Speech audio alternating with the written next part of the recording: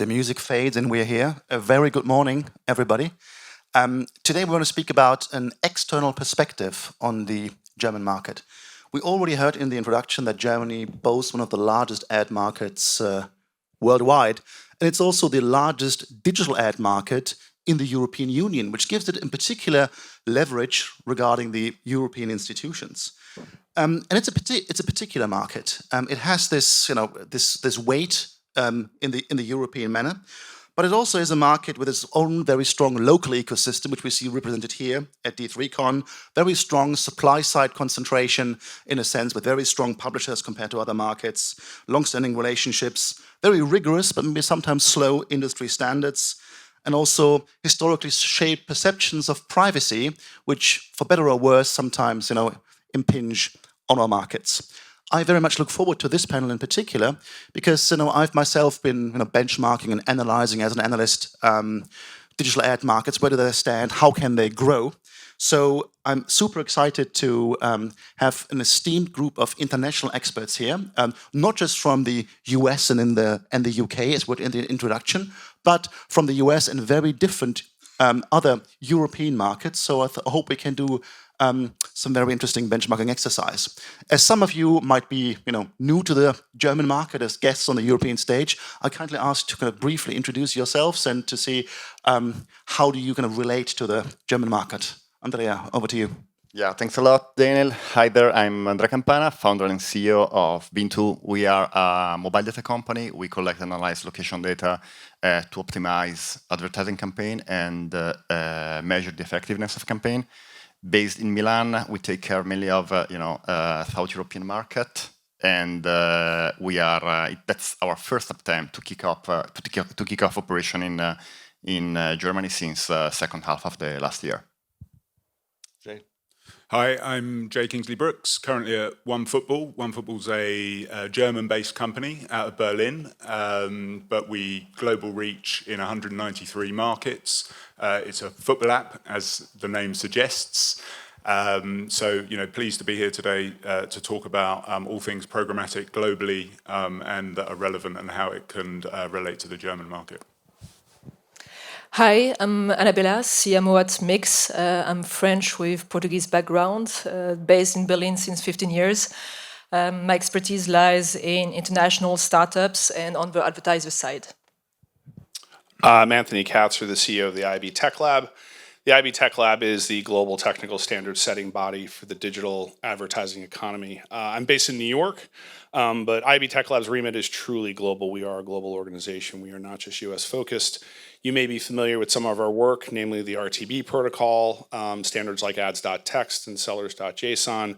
We work in close partnership with IAB Europe on the TCF, and we recently introduced the Global Privacy Platform, which is intended for cross-jurisdictional privacy compliance. Thanks, and welcome again. One thing that surprises me is when we look at the state of the German market, and on the one hand, we can see this massive growth of the programmatic industry, and I think the career of this conference is really testament to that. We went from a small conference to really the gathering in Germany. But if we relate the German market to, let's say, the UK, I'm always a bit surprised. In Germany, we have a population that's 15 million, 1.5, larger than the UK. But if we look at digital ad spend per capita, i.e. how much is being spent on digital ads per head in a country, we can see that in Germany, it's 60% less. How can it be that the largest ad market in the European Union is spending so much less relatively on digital ads than another market which has just left the EU? What's the diagnosis here? Who wants to start? I mean, Annabella, you have been living in Germany for 15 years. I think you might have a perspective on what might be holding back the German digital economy. Yeah, I think there's a twofold in there. There's definitely a cultural difference, especially versus English-speaking countries. German, relatively to other countries, don't like ads very much and have been, and the second fold is as well the regulation part. So Germany and other countries, Netherlands, etc., has been always stronger on regulation from day one of ads or contemporary ads. So the mixture between this cultural aspect, this regulation, and having very closed walls as well in terms of publisher for quite amount of time, where the advertisement was very held by very German local corporate publishers, that created the situation where we are today. Jay, I mean, OneFootball, as you said, based in Berlin, but with a large international footprint. If you compare, in a sense, the headquarters and the other markets, what kind of difference do you spot there in terms of maturity and adoption of digital ads? Yeah, I think it's really interesting because, like you say, digital isn't widely adopted in Germany as much as its fellow counterparts. What we're seeing at the moment is France is definitely the fastest growing market digitally. But interestingly, in Germany, 50% of the investment in digital goes through mobile, which is obviously fantastic for us being an app-based business. Now, I think what we've learned very quickly from consumers is habits can change from all the recent events. And as you rightly said, you know, there's such a big focus in Germany around the strength of particular in-market and regional publishers. And where consumer habits have changed so quickly and so drastically, marketers have had to adapt to that at a speedy pace. So investing in digital, as many markets have, has been the natural progression for them, because they're able to test and learn quickly, iterate, and in an omni-channel approach, rather than just focusing on video or just focusing on social video. This omni-channel approach, they can test and learn and iterate really, really fast. It enables them to follow the consumer trends much quicker. And so I think Germany is quickly catching up with its digital progression, and when I speak to planners and buyers, and in my old world at Group M, it was much more about embracing the omni-channel focus and using all of the components that programmatic digital can offer a client of speed and agility. That's interesting, but because omnichannel, at least in the PowerPoint decks, has a massive presence. I really want to follow up on that. Why do you think it has been held back? Has it been a siloed approach to digital in Germany, and what has been driving that?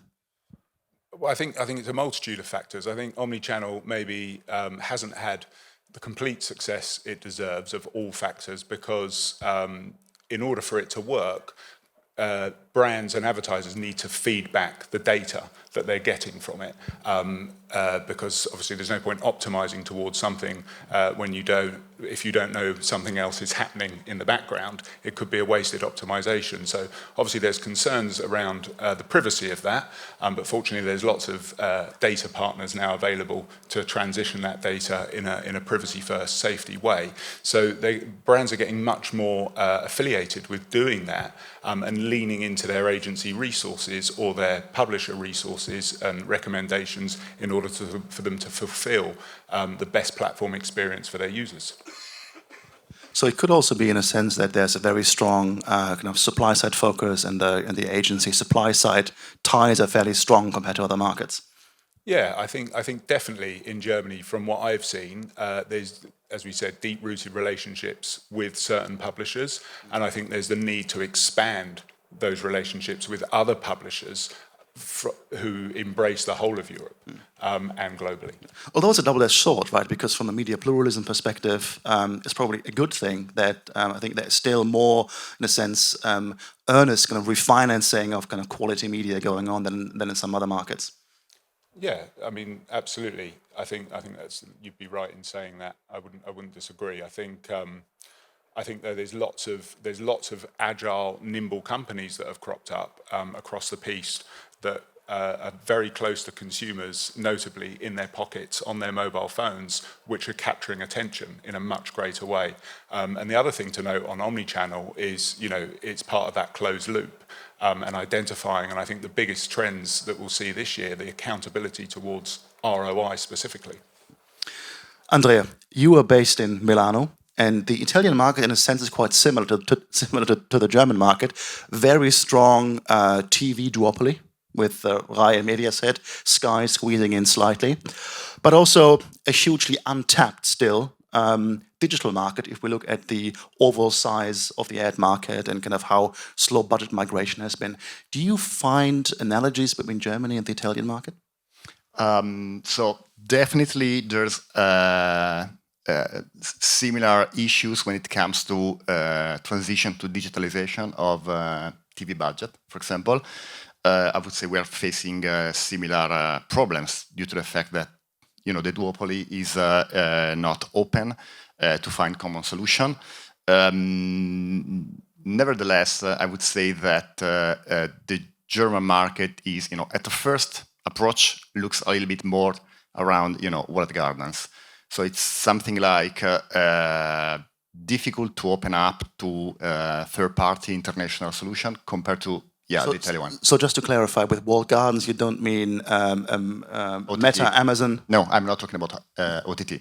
Right. I'm talking much more about strong publisher that you definitely know, with legacy business and strong presence in the value chain, and of course limiting a little bit the penetration of other companies. For me, first attempt to enter in the German market is, as I told you before, closed environment.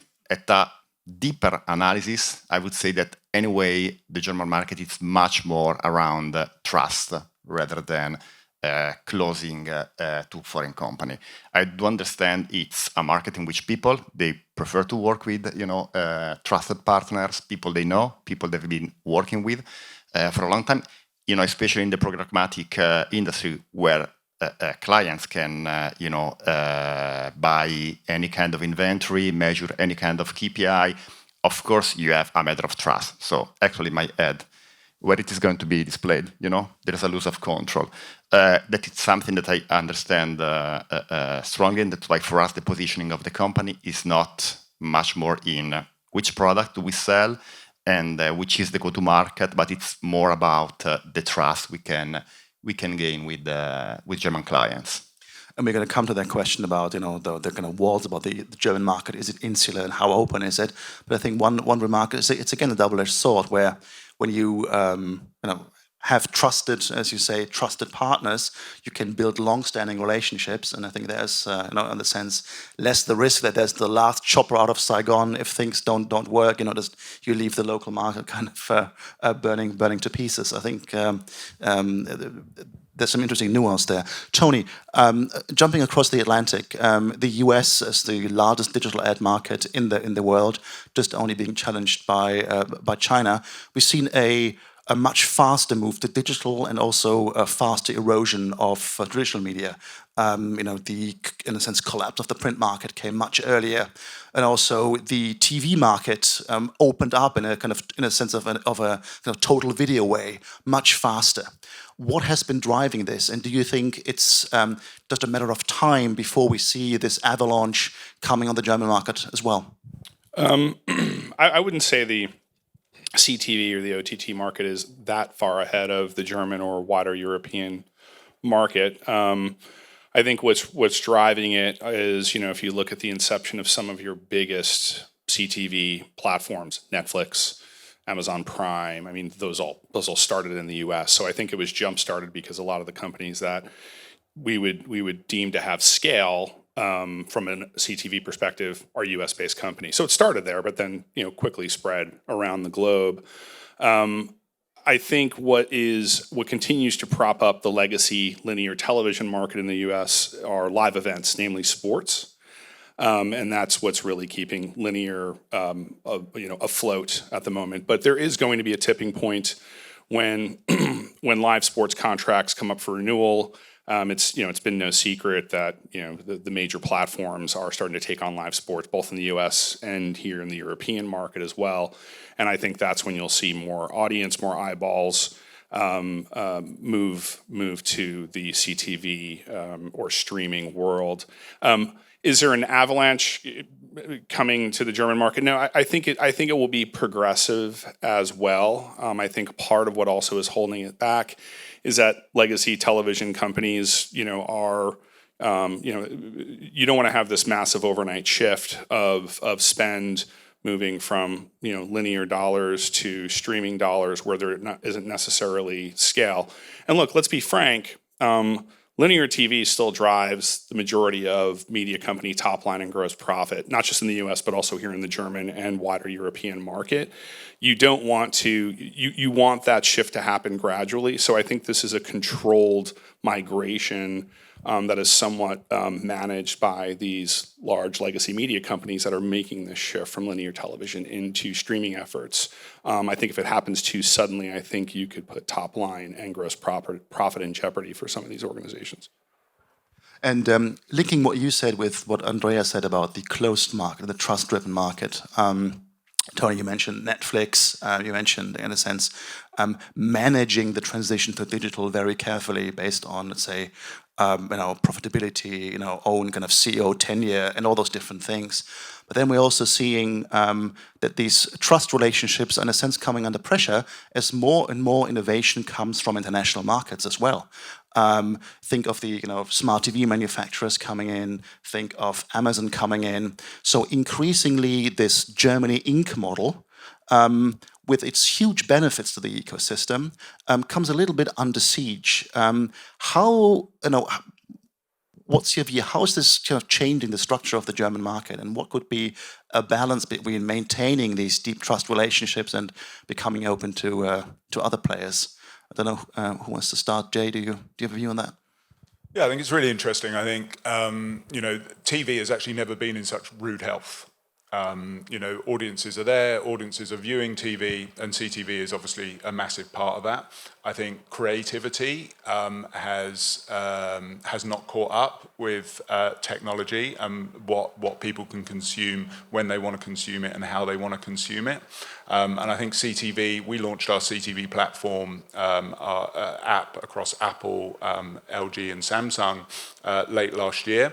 And short of paying huge sums to have it promoted, you just have to let users find it organically, and that is the same with a lot of the apps out there. So there's a lot of content there. It's just discovering it, and unless you're doing specific searches around, obviously football's an easy one to do under sports, but other things, it have become more difficult to discover. But I think that will evolve as time goes on naturally, and CTV is a huge growth area for all types of brands, specifically for local and regional brands. What a better place for a local business to promote themselves within a live stream around a sports match to get a pizza, for example, right? But prices need to come down for them to do that, and it needs to become available for everyone. And I think that will gradually happen, just as it did with radio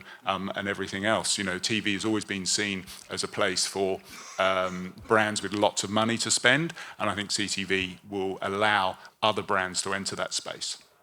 Annabella, with your focus also on the Berlin kind of startup ecosystem and translating that into media, how do you see that, in a sense, the local ecosystem becoming kind of intertwined with more international trends? Yeah, big +1 to Jay on this one for the CTV. I think it's a question of adoption rates. It's a question of changing the mentality as well. And that goes on with the new generation and the new types of media buying and understanding what is the current trend and how is the new generation consuming media. And advertisers basically follow this with always a little bit of delay, right? So if you look even TikTok that are now opening for advertisers, is going to take a bit before getting there, and it's going to always start with the bigger brands that have a bigger money, and it's going to develop with more time, with more different ways to buy the media out there, to more performance and to more startups to be there and to have their presence over there. Until then, they're going to privilege, being there as organic, not pay to be there, but try to build their brands through organic measures and through social media. And same thing for CTV. We're going to wait a bit. The startups are going to wait a bit, see what is happening, see when the prices are going down and when they can jump in there and develop the business even more. I think there's something to be said, too, about the insular nature of the German market, and I think that's actually a good thing for German media companies to control this migration. So I think there's something to be said about the fact that there are less options in the German market from a media consumption perspective. Because what also flows into this are content licensing. What drives people didn't run to Netflix because of the UX. They went there because of great content. People aren't running into HBO Max because of the UX. They went there for great content, right? So there's content licensing at play here. I think relationships matter. We talk about trust. I mean, we're talking about relationships between buyers and sellers that go back 50, 60, 70 years, right? So those relationships do matter. So I think that's part of also what this kind of slowed, landing of the plane, if you will, in CTV in the German market. I think those are two things that are impacting it: relationships, and there's a whole aspect of content licensing and controlling, channels of flow around the actual content itself.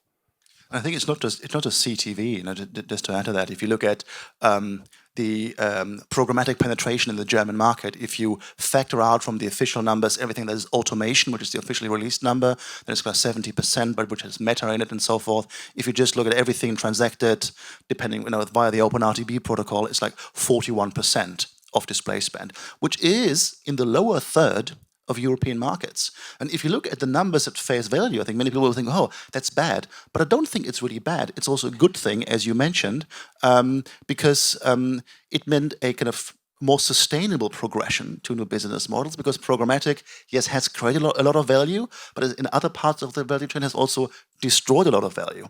And I think this kind of, in a sense, supply chain-driven management of the evolution is something that kind of stands out uniquely to the market. But Andrea, you had an intervention. Wanted to add my personal opinion regarding why actually Netflix and Prime are booming. It's not only for great content, but it's as well because it's video on demand. Okay, so the big difference between linear TV and CTV is that linear TV is based on schedule. There's a show I'm interested in, and I can see that only tonight at 9 p.m. While CTV allow me to catch up with the same content tomorrow morning, tomorrow night, Sunday morning. That's actually the real opportunity for a legacy broadcaster, because they don't need to build up the branding part, the discovery part. It's much more easy for them. They have a strong link with the audience, with the eyeballs. They can launch, of course, linear shows, but as well video on demand only shows. And I think that when we talk about migration of budgets from linear TV to connected TV, I would like broadcasters to think that it's not only a migration, but it's a way to build up a new revenue stream, in the video on demand area. That's, of course, it's a big risk for them, because it is where Netflix, Amazon Prime, but as well YouTube, have built their offering. But that is the area I think it's gonna grow the most. Yeah, but I think I'll make a prediction here. I think globally, starting in the US, but I think globally, I think you're going to see a pullback in binge releases of new content from folks like Netflix. I think you're going to see a return to what we call appointment viewing. And that's because there's now an ad model, right? Advertisers want to advertise around big events.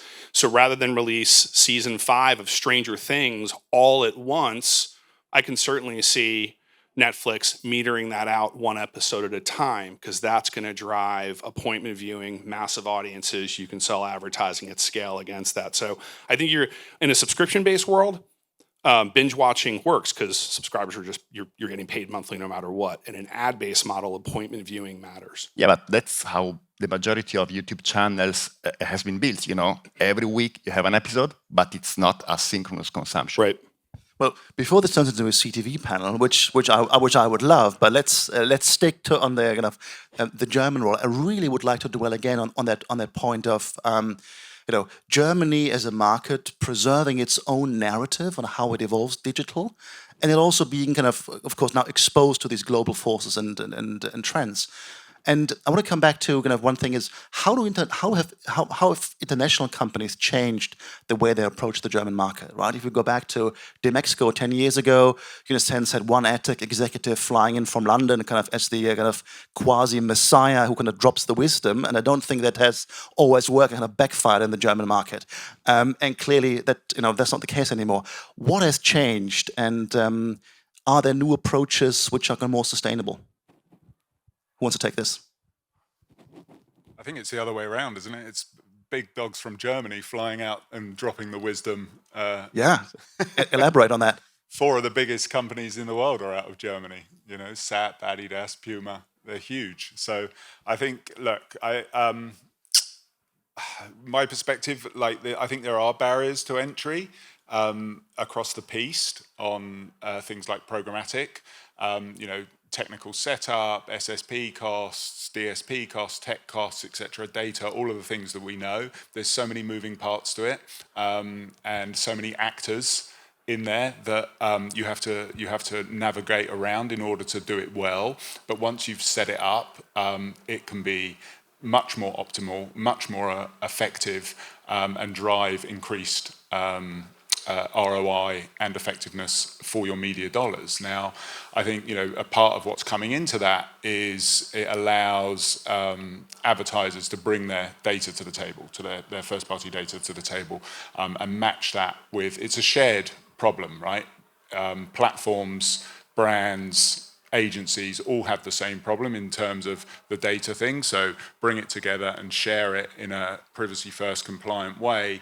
Bring AI into the mix as well to do a lot of the heavy lifting, and a lot more instantly discoverable insights can be gleaned from that, which then can be implemented at speed in an agile way to drive better outcomes for the client.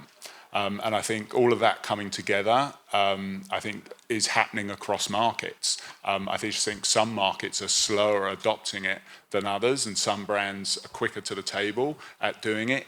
And some brands that do it really well in one country don't necessarily do it really well in another country. And so that's where learnings need to be shared, and that's where we see a lot of global brands now setting up regional hubs and learning from these regional hubs. Annabella, do you see that as well in your Berlin world? Yeah, I was about to jump on the topic a bit. I see it a little bit differently. I feel that in Europe and in Germany, there's a will for innovation. We want to experiment. We want to be out there and lead the pack in there on the advertiser's perspective. But it feels that we're always held back by regulations, by data privacy. We were talking about AI, and we were questioning the other day, would ChatGPT, would that be something that Europe could have come up with the current data privacy laws?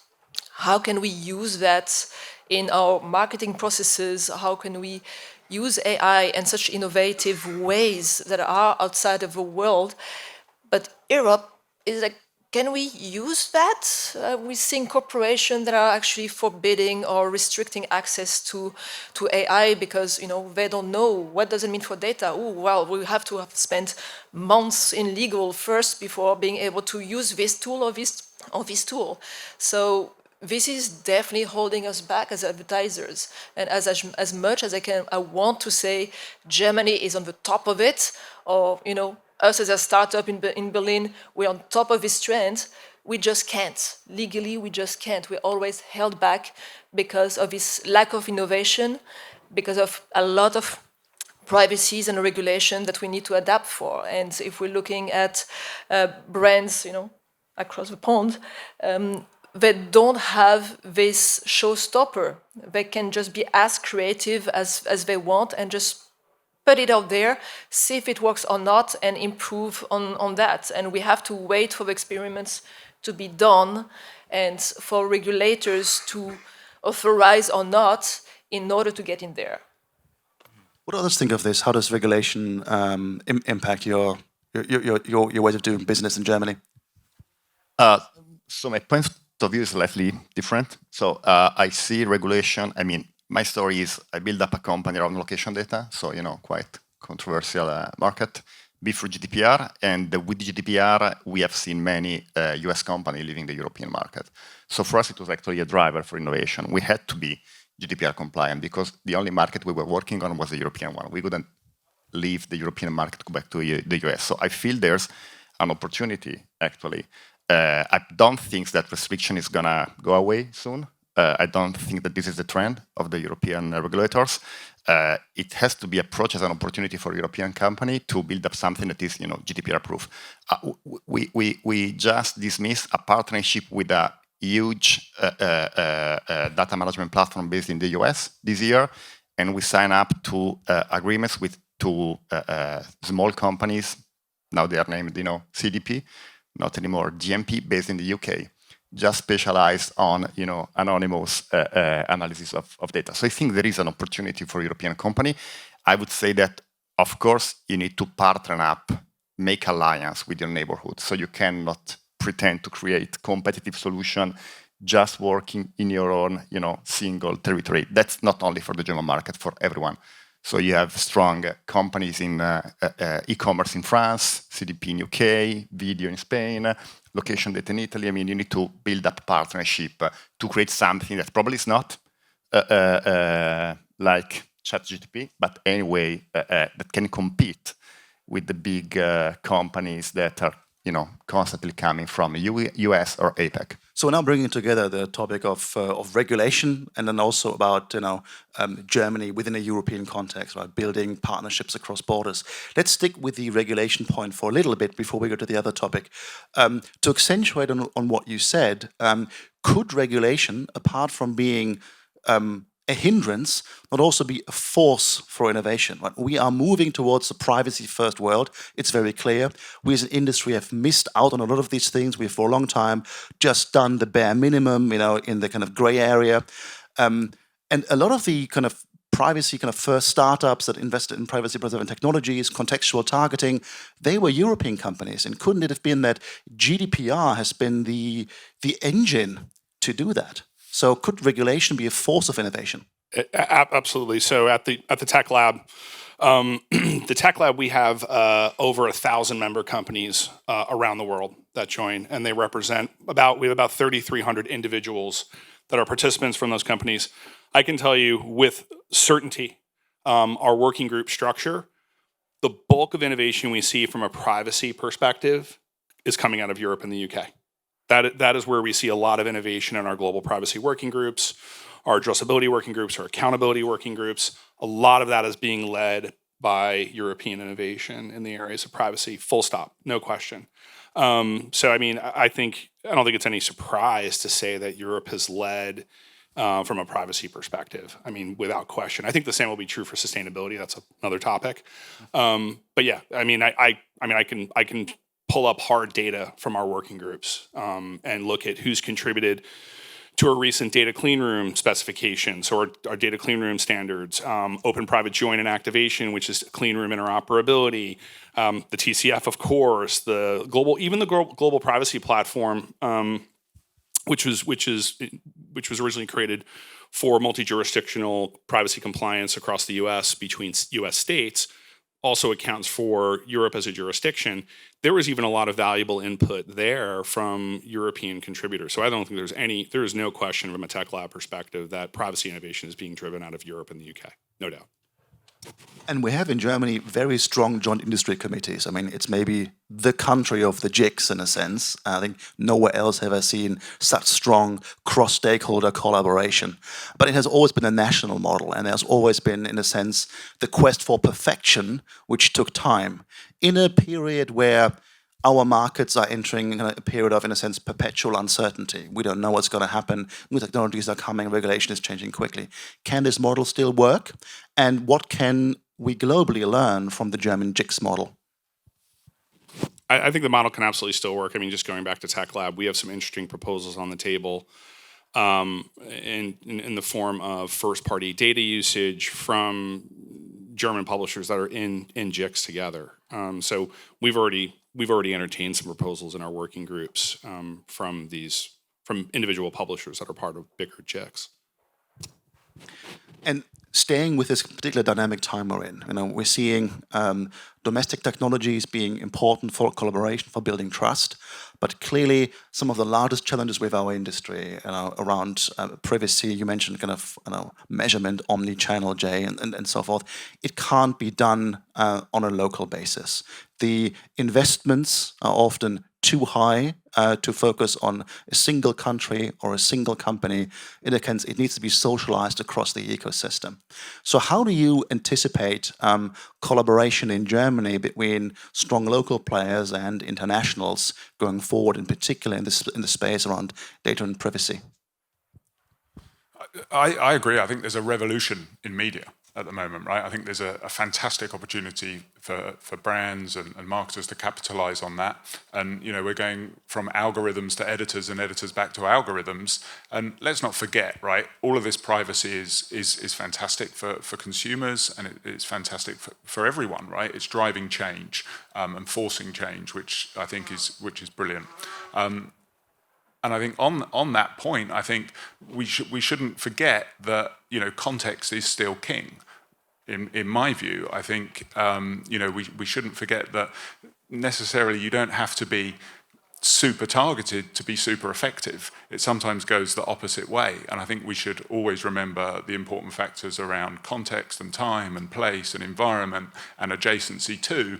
And I think that will again come back, and I think tools and certain publishers have evolved in that way, and using algorithms and editors and content is driving commerce and delivering great attribution to brands. So when we speak about internationalization of collaboration, a lot is happening in the European space. The European Commission launched this concept of data spaces, which is a particular way of kind of collaborating across data. They do it across different industries, from automotive, now in media. There seems to be a certain drive to build a European digital economy, and Germany, of course, is a key stakeholder in that. When it comes to advertising, in a sense, doors are shutting very quickly. Why do you think that is the case? And is there a role that Germany can play to, in a sense, advocate more strongly the importance of advertising in ushering forward digitization in Europe?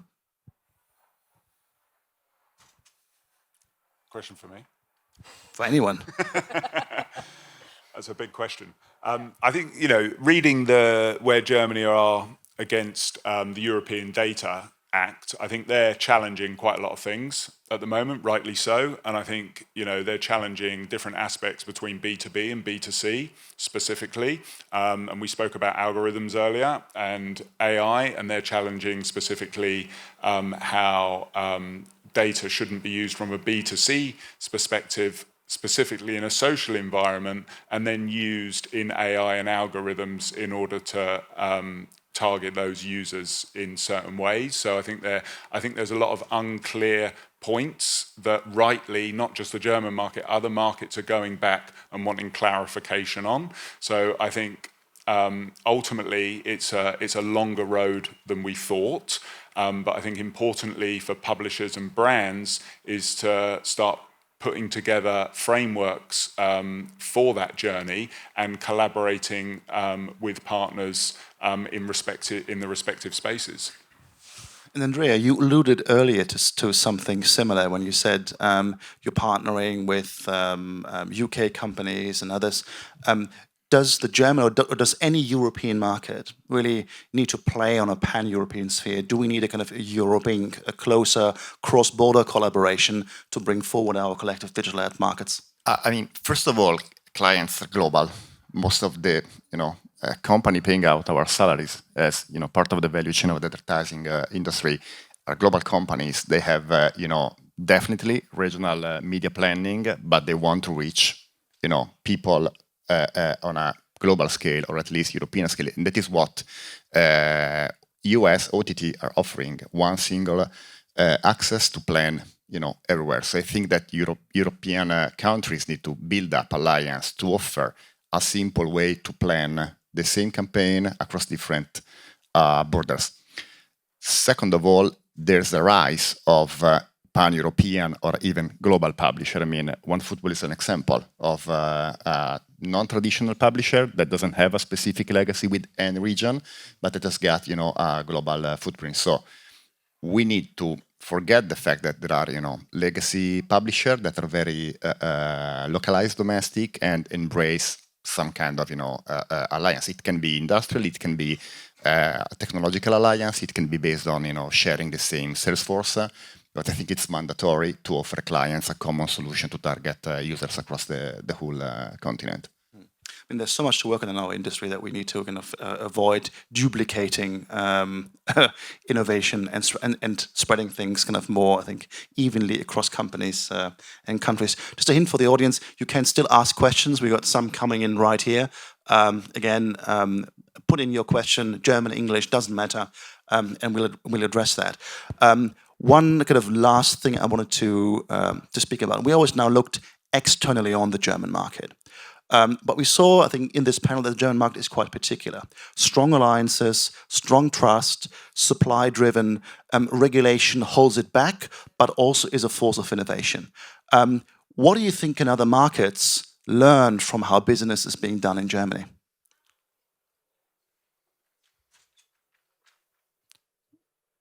Tony, you already mentioned sustainability. I think privacy. I mean, even before I think the advent of GDPR, I think the German market was very much kind of a privacy-centric, driven market to start. So I think there's certainly lessons for the rest of the globe to understand around privacy. I think next is going to be sustainability.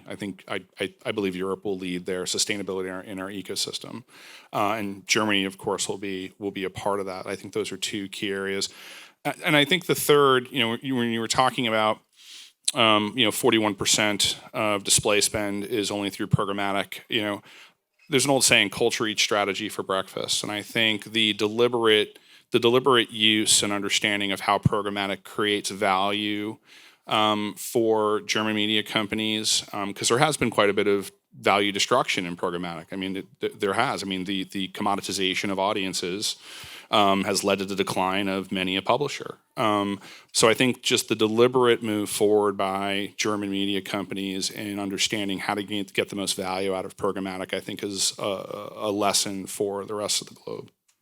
I mean, in a sense, Germany is more innovative here. The open market has always been a smaller proportion of the programmatic market. So if you think of that ISBA PwC study in the UK of these long spaghetti-type supply chains where kind of money gets kind of lost along the way, it's less of a problem in Germany, as I think already 5 years ago the market was focused on PMPs and kind of other transactional models, which are now becoming the kind of de facto standard in other markets as well. Jay, from OneFootball perspective, what does your German team do that other markets can learn from? Yeah, I think all of the points you noted there absolutely relevant, and I think one of the key points is that the German market has done it more slowly and more sustainably in a productivity way in terms of implementing programmatic buying. These deep-rooted relationships they have with key publishers have now started to expand out, and they've started to utilize technologies available, but almost they've waited until the best is available, right? And then they've pieced it all together. And so we're seeing incremental uplifts from movement from IO to programmatic in Germany, and that's following suit across other European markets as well, France, Italy, etc. UK has always been ahead of the most, and LATAM markets have always been ahead of them.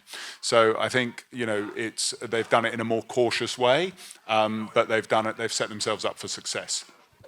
And we have a question for Andrea in particular. What's your motivation and your goal now in these uncertain times to enter the German market? I mean, it's the biggest market in Europe, so definitely is a decision, a revenue-driven decision. I think there's quite. I mean, the discussion I'm having right now it demonstrates that it's anyway an open market, so people is happy to listen, is happy to give you a chance. Differently from other markets like the French one, that is not as closed as the German one on the paper, but at the end of the day it's much more difficult. Or the UK one, that is of course a big market, but a little bit crowded and quite competitive. So definitely, I think it's a market interesting in learning from a foreign company and give a chance to them. Another question on the international context. We're seeing much stronger growth now in South America and in APAC markets, and a bit of kind of stagnation in Western markets. Can European markets still grow on their own, or do we need more cross-border spend and more cross-border collaboration between publishers? Yeah, I think definitely more cross-border collaboration is always good in terms of learning and insights that can be utilized in other projects in other markets. Yeah, rightly so. We have seen a lot of growth in LATAM and other markets. US has still been the lead market from a growth perspective across all principles. We've seen inflation in prices for media buys predominantly in Germany. It stayed pretty stagnant in the UK for CPMs across the piece. I think Italy is the only market that I've seen that's kind of slightly declined in prices from inflation. So I think why has Germany prices increased more than the others? I don't know why. It just has, and that's interesting because last year Germany, from an ad revenue spend perspective, started so strongly in Q1 and then it declined for the rest of the year. And we've seen this year a similar trend in terms of growth in Q1, and hopefully that growth will continue. And I think that will be driven predominantly by programmatic and digital and use of other channels, namely digital out of home and audio and investments in these areas. And I think it will continue to grow. And I think they've adopted those learnings from other markets where brands have done that first, and then they brought those learnings back and they're starting to integrate them here. Well, so I think we've learned a lot about Germany from an outsider's perspective, from the external view. Just to wrap things up very quickly, what's your kind of message to the German programmatic community? What should they focus on, business as usual or change? Andrea? Yeah, as I told you before, I think the focus should be, have a look to what other technologies and companies are offering. So I said the German market, of course, it's a massive market built on domestic technologies, but I feel that it's the right timing to embrace and open up a little bit to other players in the market. I would say change is the only constant that we have. So stay close to your partners, explore new partners, understand what they do, experiment with them. Make sure you continue to use omni-channel marketing as much as you can. Make sure that you have those KPIs and that framework in place to be agile from those learnings, and act quickly on the learnings that you get. And don't be afraid to try new products, new services, new publishers. Embrace it, because consumers' habits are changing on a daily basis and reacting to things that are happening in the world. So follow the consumer. I think you'll do well. Yeah, follow the consumer. Look what is happening across the world, not just in Europe. Look how young generation are consuming media, and bring this innovation back in Europe in a way that actually fits with the GDPR, with the regulations. But please bring them fast. I don't know if I would change much. I think the deliberate German approach to programmatic and digital advertising overall, I think applies to setting your data strategy, adhering with privacy regulations. I actually think the German market has navigated these waters pretty damn well. So I don't know if I would change the approach. When we talk about how multinationals or international companies are impacting the German market, let's not forget, companies like Axel Springer is an international media company. Bertelsmann is an international media company. Like they've made inroads internationally as well. So it's not just a German market unto itself. There are plenty of German companies out there that have international assets and properties where they need to be globally aware. But I think the deliberate approach has served the German market well. I wouldn't change much. On that positive note, a big applause for the panel. Thank you very much for joining me.